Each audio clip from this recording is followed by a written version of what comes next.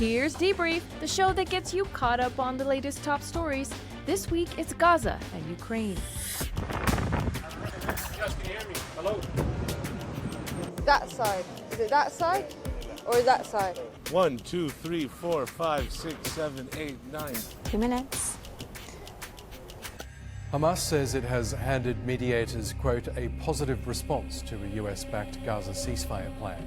The US President Donald Trump previously announced that Israel agreed to a 60-day truce in its nearly 21-month assault on the Palestinian enclave. I think there's a good chance we have a deal with Hamas during the coming week, pertaining to quite a few of the hostages. For the time being, what is happening looks more like a tactical ceasefire than a strategic peace. However, progress remains uncertain, and named Palestinian sources say the Israeli delegation sent to Doha for indirect ceasefire talks with Hamas don't have the authority to strike a final agreement. The number of Palestinians killed while trying to access food distribution centers managed by a private American company has risen to more than 750. The closer we get to any sort of ceasefire, the more intense those bombings become on Gaza from Israeli forces. Defense Minister Israel Katz today, he pointed out, he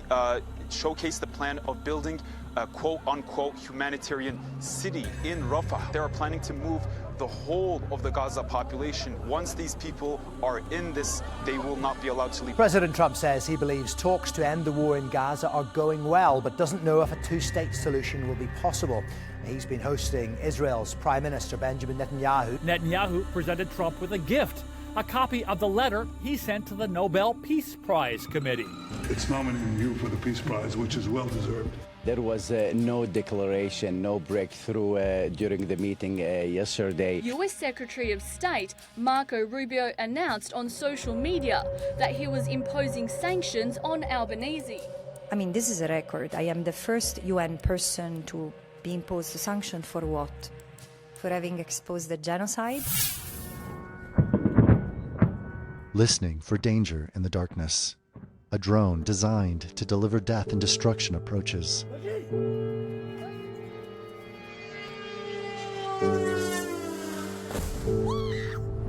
This is the relentless reality for so many Ukrainians. Living under duress for more than 3 years, Ukrainians have become adaptable to abhorrent conditions, despite the pleas of their President Volodymyr Zelenskyy to Donald Trump. President Trump says he's very unhappy about his phone conversation with President Vladimir Putin about the conflict in Ukraine, and even accused the Russian leader of wanting to keep killing people. We get a lot of shit thrown at us by Putin, for you want to know the truth.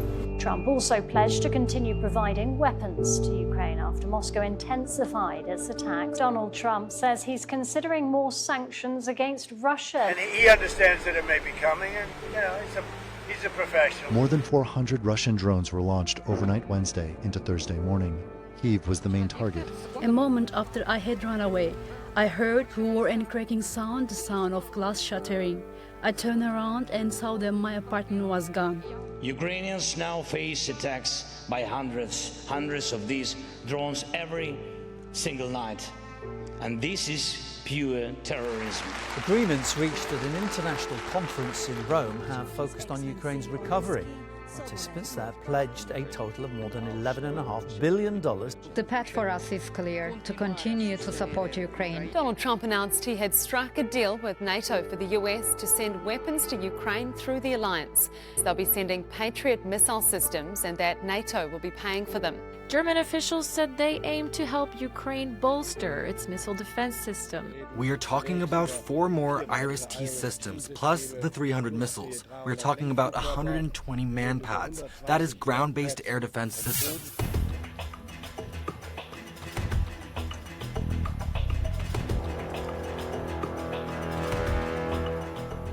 Members of the PKK terror group have started to lay down their weapons in the Suleimania province of northern Iraq. A group of terrorists have destroyed their weapons in a symbolic event. The move comes after jailed ringleader of the terrorist organization, called to dissolve and disarm in May. In December, MPs of the Kurdish origin Dem Party visited the jailed ringleader. And in February 2025, the jailed ringleader called on the PKK terrorist organization to lay down its arms and dissolve itself. In May, the PKK terrorist organization accepted. It announced it would begin laying down arms and disband. The government, Isabel, is calling this a historic moment, and they're saying that this is the start of an important process, ultimately leading towards what they're calling a terror-free Turkey. In the past, it was a negotiated settlement. Now we have a government victory.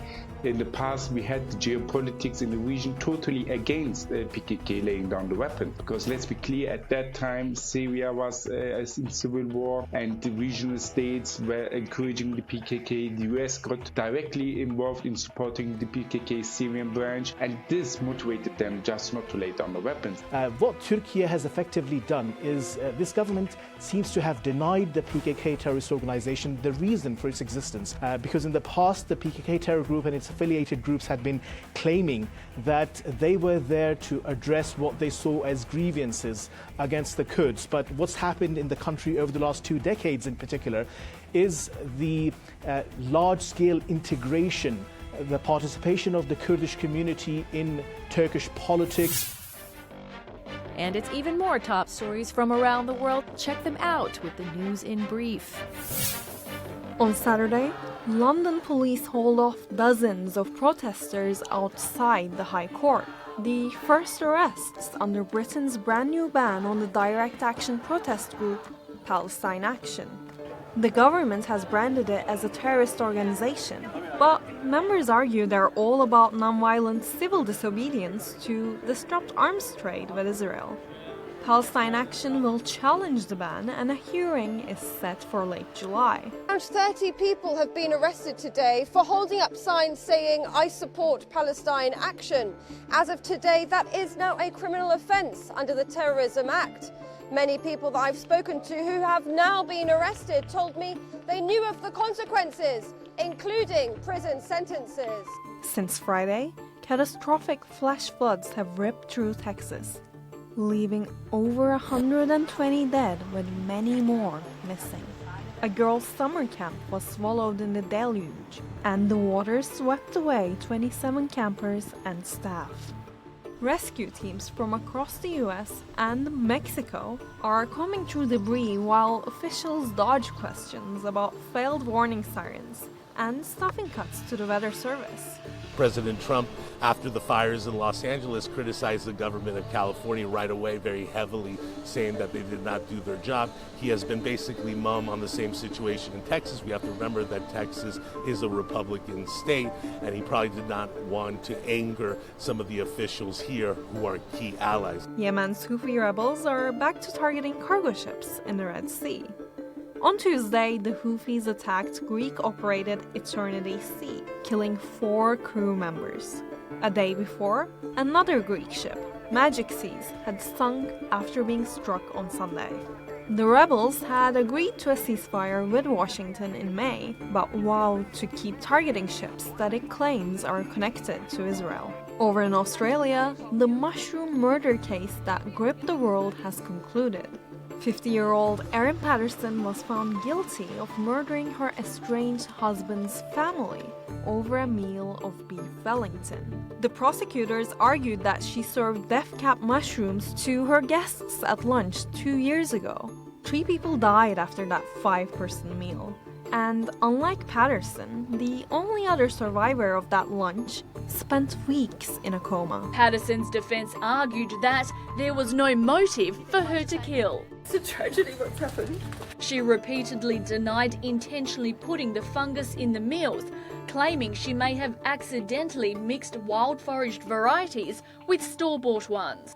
The jury didn't buy it. And we pop in with some of the best bits from our programs. Money Talks, Africa Matters, and Beyond the Game. Markets are braced for volatility as the deadline for US President Donald Trump's so-called reciprocal levies looms. The April Liberation Day tariffs wiped more than $5 trillion from global stocks before snapping back following the announcement of a 90-day truce. Some market players are betting on what they see as recurring policy patterns by the Trump administration to book profits. What's the link between tariffs and tacos? Well, it's got nothing to do with President Trump's love of Mexican food. Instead, trade policy. Taco is great. Traders like Jeremy Tan from Singapore are licking their lips at the prospect of profiting from this week's deadline for Liberation Day tariffs. In recent months, market players have identified a pattern of dramatic policy statements by the US president, followed by subsequent U-turns. It's been coined Trump always chickens out, or TACO for short. And these aren't just based on recent observations. I mean, we can always refer to historical events like the 2018-2019 event, the trade war. We can also refer to the Huawei ban. We can also refer to the Mexican tariffs. If the Trump administration reimposes some of its original tariff measures on trade partners, the concern is that's going to drive up costs for businesses and consumers, weaken the global growth outlook, and in turn, take a bite out of risk appetite. Now, in 2023, 53 million African youth were either out of work, out of school, or out of training programs. More than 10 million young people are entering the workforce every year, competing for just 3 million jobs. The anti-government protests in Kenya that have turned deadly have seen the youth taking to the streets to protest against economic hardship, the lack of jobs, poor governance, and alleged extrajudicial killings and abductions by security forces. The Pan-African pollster Afrobarometer estimates that up to 800,000 young people enter the job market each year. And even though Gen Z, who are between 13 and 28 years old, are more educated than their elders, they're also more likely to be unemployed. Now onto the traditional and spectacular Turkish sport of oil wrestling. And this year's annual Kirkpınar Championships produced a surprise result, as the three-day event was won by underdog Orhan Okulu in a thrilling finale. Edirne. It's where cultural heritage and athleticism join forces under the summer sun and help unfold a golden ritual. It's where titans, it's where giants grapple and deliver one of the world's most captivating sporting spectacles, the Kirkpınar Oil Wrestling Championships.